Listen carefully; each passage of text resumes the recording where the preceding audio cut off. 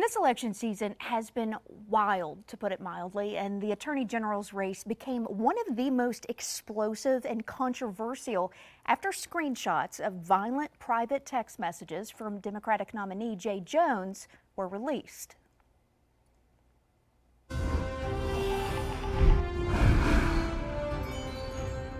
Let me be very clear. I am ashamed. I am embarrassed. And I'm sorry. You had 3 years to say you're sorry, Jay, and you didn't. 3 years to actually recognize what you did was horrific. You chose to stay silent.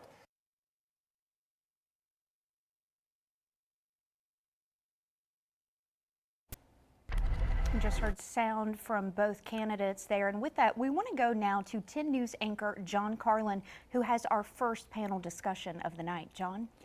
All right, thank you, Rachel. So already NBC calling it four-span-burger tonight, but we've had a lot of politics that we want to talk about. I want to introduce our first panel tonight. And joining me, our Democrat Roanoke City Council member Phazhon Nash. Thank you for joining us. And also Republican strategist from Roanoke County, Daniel Webb. So we've got a lot to talk about tonight, but I want to get to this controversy surrounding Jay Jones. We just played for the viewers a clip from the debate. Jay Jones said he was sorry. Miara said you had 3 years to say you were sorry. You didn't.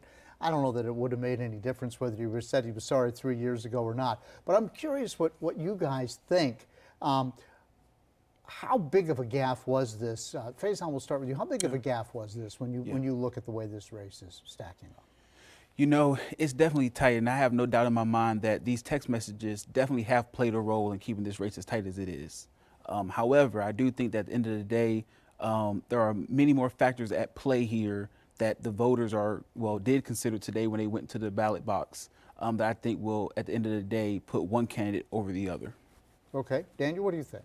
Well, I think they thought they were absolutely disqualifying. They're reprehensible, threatening to shoot your political opponent and wanting to see his children die. I think that in Virginia, we should have no tolerance for that. More shameful was that no Democratic elected officials in Virginia called for him to drop out. Where was the accountability within the party? And that's the most shameful thing. And then we have the Attorney General candidate's defense attorney, who's also the Speaker of the House, call a random special session to gerrymander the maps in order to distract the voters from this issue.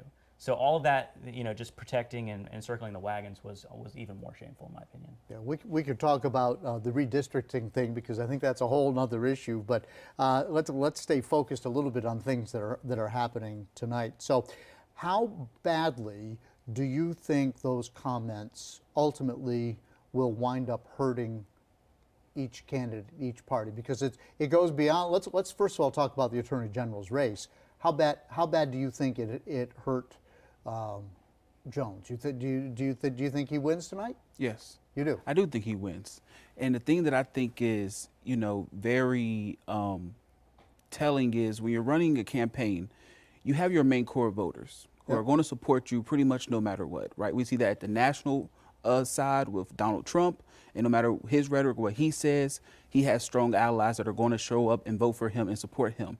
And so the same thing is on the Democratic side and the Republican side. However, there's always a fine amount in the middle of citizens who are undecided. And I feel that with all the things currently going on at the national level, trickling down to the state level, those citizens will side on the side of Jay Jones. You do. You think they'll vote for the party, you think they'll vote for the ideology, and you think they'll push aside this political scandal with these texts? I do. And let me just say, I agree absolutely with Mr. Webb. I absolutely think that political rhetoric in general needs to be toned down. Over previous years, it has just escalated, and increased in volume.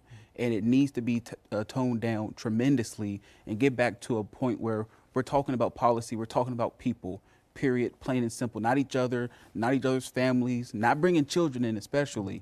But I appreciate how Jay Jones has stepped up and took accountability and apologized. All right, let's do a quiz. What was the message from each of the gubernatorial candidates? Because all I heard them was talking something bad about their opponent. I didn't hear a lot of new ideas. So what do you think either of our gubernatorial candidates stand for in this race? Daniel? I think Winsome Sears was running a campaign of let's keep a good thing going. Let's have an opportunity to lower regulation, lower taxes, bring investments, let jobs be created in the state of Virginia. and work in a bipartisan manner to do that. Unfortunately, those efforts, sales tax cuts and things like that were introduced by Republicans and Glenn Youngkin. They've been stymied throughout the year. Let's build on what we've been able to build on with Glenn Youngkin, and he's been able to bring jobs into Virginia. But she didn't bring a lot of new ideas to the table. She said, let's just keep on keeping on. Which, I mean, if you're Republican and things are going well, maybe that's what it is. But sometimes you want to control the narrative a little bit more. We'll see. I mean, obviously they're already calling the race. And Phazhon, I'm going to put the last question to you. How historic is this? We got 2 women running for governor. I mean, working in politics, being an elected official, I understand the amount of work that goes into it and the public opinion. And I always say the hardest thing to be in politics is a woman. Really? Because sexism is still real. It's very real in our country. It really is. It truly is. And you have so many hurdles that you have to overcome. And so my respect for both Winsome Sears and Abigail Spanberger is tremendous, because it takes so much tenacity to go out there and run.